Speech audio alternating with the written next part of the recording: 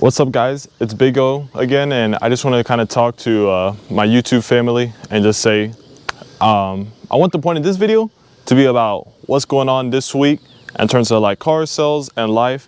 And the main topic for this video would be for all my salesmen out there, whether you sell real estate, cars, phones, window cleaning, whatever, is when to say no.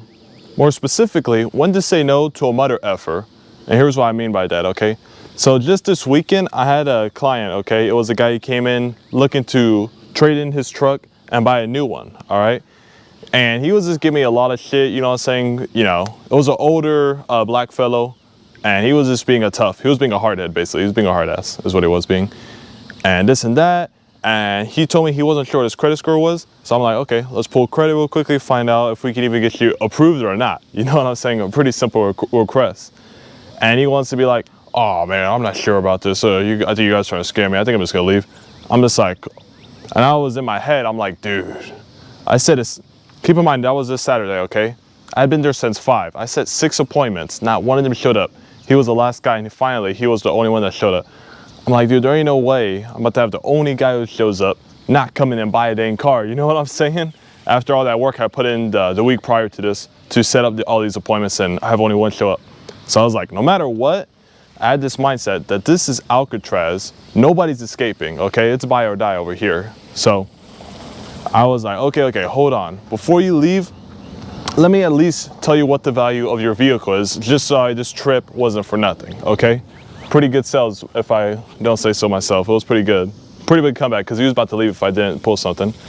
So I told him that, and I let the guys at the front desk know what's going on, so they make sure to keep tabs on them, because our managers, they want every sale possible, okay? So they were watching. And this is when you got to be smart, okay? I could have tried to just go through the entire sale, and this is what kills a lot of salesmen too, is ego. They don't want to admit when they need help. They don't want to admit that they could be the ones who need to learn more. People don't want to learn more nowadays. People aren't coachable. People don't want to go out there and raise their hands for help. They just want to try and do it all themselves because they think they know all the answers whenever they don't make $1 million a year selling. Because if they did know all the answers, they'd make $1 million selling, but clearly they don't know everything. I'm one of those people, I've always been very humble. I know that I don't know everything. The fact is, I need help. And this was one of those situations. Clearly, I must have made a mistake during the initial greeting, the meet and greet, during the process to where he had that reaction. Sometimes just people don't measure you, but I think this was more so a mix of, it wasn't really the right vibe, because I'm a lot more like, just kind of chill, laid back. He needs someone that's more aggressive on his level. You know what I'm saying? I'm more of a smooth, chill sell, you know what I'm saying? So I'm just like, relax, you know, talk slowly, whatnot. He needs someone more like, more like a dog, you know what I'm saying, barking at him too. So what I did was perfect. I went to go get this other guy. He's a good friend of mine. He's another salesman. His name is Salvador. And I went to get some help from old boy Salvador, right?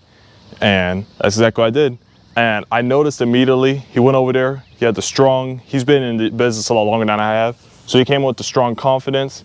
And long story short, after about 2 hours of working with him, we were able to get him on a brand new truck, and everything went nice, okay? So the point of this story is just to say, if you're someone looking to get into sales or any type of business, don't have an ego. And know that you don't know everything, because if you did, you'd be super successful already. Know that you have to be coachable. You have to be willing to raise your hand for help, get help when needed, and just don't have an ego, you know what I'm saying? A lot of people, they're selfish, they have an ego, they want to prove something, they want to prove that they can do it all on their own, when sometimes it's just not possible. You can't. Ego is the #1 thing, and pride is the #2 thing that kills people that are new to sales and being self-employed business owners, okay? You cannot have that, because that is the fastest way to fail. All right, with that said, I hope you found great value in this video. If you want to see more content like this in the future, please leave a like, subscribe, and let me know what I should talk about next. Adios.